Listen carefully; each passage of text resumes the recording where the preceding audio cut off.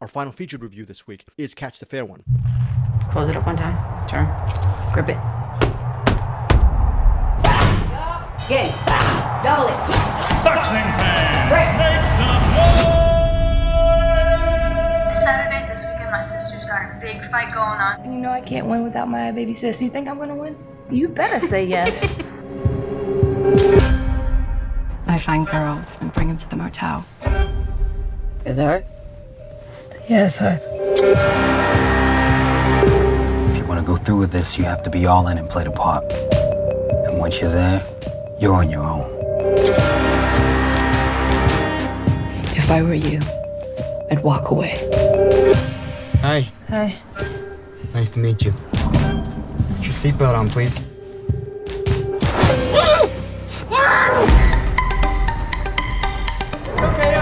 I'm angry. It was my responsibility to keep her safe, and I failed to do so. Where is she? She's gone. You're never gonna see her again. Nobody's looking because nobody cares. Not a day goes by while I don't think about this little girl. You think I remember their names? This is about survival. Go! You gotta be ready. Get out of here, girls! Go!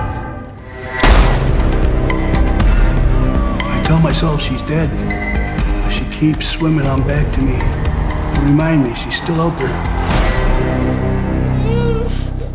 Where's my sister?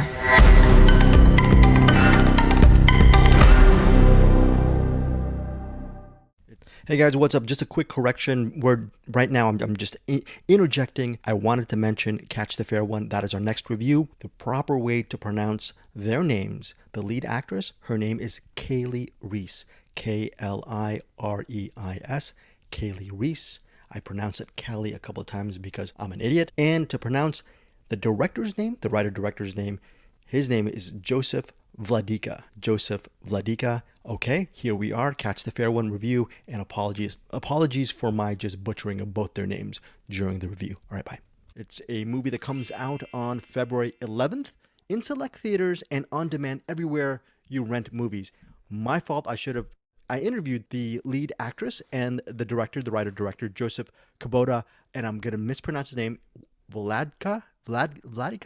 I just call him Joseph. He's directed episodes of Narcos, very talented filmmaker. He helmed Catch the Fair One. He collaborated with the lead actress, Kali, and I apologize. That is a phone call. I'm going to mute myself right now. So we were back. We apologize for my sister is calling, and I forgot to take out the phone. Hopefully there's going to be no other phone rings. Catch the Fair One, directed by Josef Kubota. I'm just going to say Vladee-ka, and I apologize for mispronouncing his name. And it's the lead actress is KaliReis. Kali K.O Reis is a real-life boxer. So she actually brought her own life experiences to this movie. The movie centers the main character is appropriately named Kali. And Kali is a former pugilist who is now, she's a dishwasher at a diner, she's a waitress at a diner, and I think she lives in a halfway house. At night, you realize she puts a razor in her mouth, in the side of her cheek, because obviously she's not living in the best of situations and she's not making the best of money. At the end of a shift, she actually tries to save some of the leftovers that people leave as trash to feed herself. And you're wondering, is this movie going to be about her maybe destitute life? No, the movie centers on Kaylee's determination to find her younger sister who's gone missing due to some kind of sex trafficking ring. And she does the only way she can, in her belief, the only way she can actually find her sister is to become a member of this sex trafficking ring, become a prostitute, and then work her way inside and figure out where her sister is. And that is the premise behind Catch the Fair One, again in theaters February 11th and everywhere you rent movies. KaliReis, this is K.O. Reis. This is her feature debut as an actress, an absolute natural. And I mentioned Joseph, he's directed episodes, I believe, of Narcos as well. So you get a little bit of that. It's an indie film, but he knows how to move the camera. He knows how to tell the story. It's only 86 minutes. Bruce, let's start off with you. Catch the Fair One, your overall thoughts on this movie, which is a mix of a genre film, but it has some social messages, social themes as well. Yeah, I really like this movie. I liked it quite a bit. What I admired about it, we had talked a few weeks ago about Clean, and I had kind of not been so hot on that. I think this kind of did what I hoped that would be. I know they were different, aiming for different things, but to me, this is like really brutal, focused. It just knows what it wants to do and it doesn't stop. Kind of like the main character. Like she has a focus, she has a goal, and you're not going to stop till you get there. But it also doesn't like devolve into constant tropes. It has actual stakes. You feel that, you know, our main character is actually in danger. She's not like a superhero type of character that can just kind of like one of the 80s action heroes where they can just do anything and they're still fine.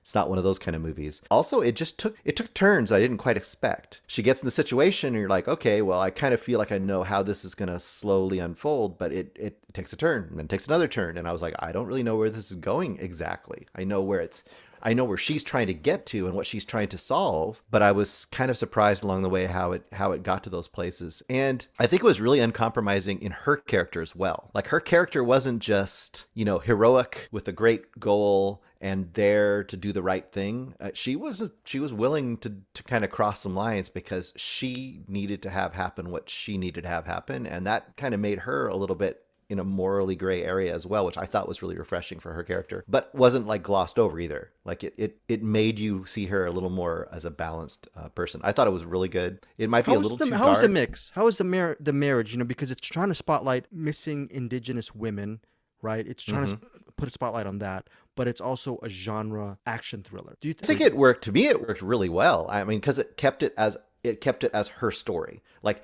there was the bigger story that was surrounding it, but it was her story from beginning to end. And so it was telling the story, the bigger story, with a single personal story as the core. And I think that worked for me. And also it wasn't, I appreciated that it wasn't afraid to go dark if it had to go dark. And I really like that as well. I think that'll turn some people off. I think some people want more of a fun time with this, but I don't think that's exactly what it's going for. I think it's really pretty effective. A couple of things. KaliReis in real life is the first Native American fighter to win, quote, the International Boxing Association middleweight crown. And she fought in the first female boxing match ever televised on HBO. So as a boxer, she's very successful.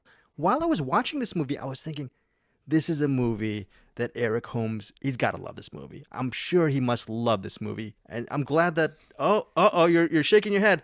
Well, I'm pleasantly surprised that Bruce liked it. I'm shaking my head because I'm fucking with you. Okay. We're glad that Bruce liked it. I liked it as well. Eric, your thoughts on Catch the Fair One? Look, I know the Oscars aren't here yet, and you know we're winding down the 2021 award season. So I'm kind of surprised that the 2022 award season, the battle for the Virginia Newcomb Award 2022, is now between Pim Zam and KaliReis. She was great in this. KaliReis. KaliReis. Yeah, it's spelled like Kali, but it's Kali. Okay, I see her character spelled Kaylee, and then her name is K-A-L-I, but KaliReis, I will get it right because so far I thought it'd be further along down the road before Pim Zam would be up against anyone. But yeah, she was great in this. This feels kind of like because Steve Soderbergh tried to do this with Haywire. Gina Carano. Haywire. Yeah. And I like Gina Carano. Yeah, same here. I liked her in that movie. You know, she was fine in the Mandalorian. But I think KaliReis. Yeah. Okay. Let me just get in my brain. Lock it in. KaliReis. Okay. I think KaliReis, she's fantastic in this. Yeah. And I want to see her in a bunch more stuff. And I'm actually kind of, because I'm not familiar with her as a boxer or a fighter, but the fact that she's successful in that means that she doesn't have to act if she doesn't want to. So hopefully that means that she doesn't have to accept any script that comes her way. Maybe she can be more selective. And I'm just excited to see her in more things. As for this movie, started off kind of like The Wrestler, kind of had the Wrestler vibes, and then it turned into underground, like a Death Wish type, or like an underground crime thriller? No, the Sabaya. Sabaya. The human trafficking thing came in. Right. And then it started to feel kind of like almost like Clove Hitch Killer, you know, but like it had like the revenge movie kind of thing. So it kind of seamlessly, I don't know that those are different genres necessarily, but it kind of felt like its own thing. And it was so smooth, like the way they just went from one thing and then they switched to another thing. I'm like, this is not what I thought it was, but this is cool. And then they switched to another thing. I'm like, I thought they were going somewhere else, but I can go with this too. Like every time they switch to something else, I was just kind of letting it wash over me. It plays like a revenge movie. But by the time you get to the end, it plays like a revenge movie. But it's got like Bruce said, with this one's got more heart to it. I feel more the character stuff, the part where they're in the living room, like just how that whole scene plays out. And like the how do I say this? You can't say too much. But there are certain characters that know things, and there are certain characters that don't know, and neither one of them knows who knows what. But the stakes are so high at that point that it's just brings me back to my heart can't beat unless you tell it to. Like, we as the audience know what's going on. We know what the stakes are. The characters don't. So to watch them kind of, let's see what happens when you put a mouse in with this cat. The cat's probably going to walk away, but we're going to see what the mouse is going to do while it's in there too. KaliReis being the cat, obviously, because you do not. Here's a little tip for any human sex traffickers out there: don't pick up KaliReis. Don't do that. Don't do that. She will beat your ass and then fuck you up. Yeah, this movie's fucking awesome. Yeah, I want to watch it right now. Can we just stop recording? Stop recording and watch right now. What is your rating on this, Eric Holmes? 5. Five stars from wow. Not even close. This is a 5-star banger. You know what? I was so ashamed. I put on my letterbox 4 stars, but I'm thinking Catch the Fair One for me is a 4.5. I have to stop being ashamed about actually really loving a movie. I love Catch the Fair One. Great mix of social issues. I had no idea about the plight of indigenous women. Indigenous. Yeah, brain. My brain. Indigent. Not indigent. Indigenous women. I had no idea about it before Catch the Fair One and their plight and missing and abused and all that stuff. So this shines a light on this without being this boring polemic, okay, about something. Yeah, this is like one of those, like Bruce mentions this with movies before, like it's there. And if you're interested in that, you can dig into that because it's a part of the movie. And if you don't, if you just want to watch a revenge kind of action movie thriller, you can do that too, because it's not in your face. It's there if you want it. If you don't want it, it still works regardless. Very good. Eric Holmes, 5-star banger. Eric Holmes, 4.5 stars from me. Bruce Purkey, throw down your stars. I would say 4.5 too. I just wanted to make one quick little comment to what Eric said about her. Okay. Yeah, 4.5. Yes. When you talked about her, like, don't pick her up, she's going to kick your ass and all that. But I want to reiterate, and I hope you guys agree with me on this. One of the strengths of this movie is it shows her and you're like, she is a badass. And you see her training and you say, wow, she's going to kick ass. But very quickly, the stakes are raised and you worry for her the rest of the movie. She is not invincible. And I think that's what, if she just came across as like she can kick everyone's ass and there's no one can stop her, this movie wouldn't work quite as well. You still feel like she's ferocious. She's like, she is tough, but you also feel like, fuck, she's in a bad position right now.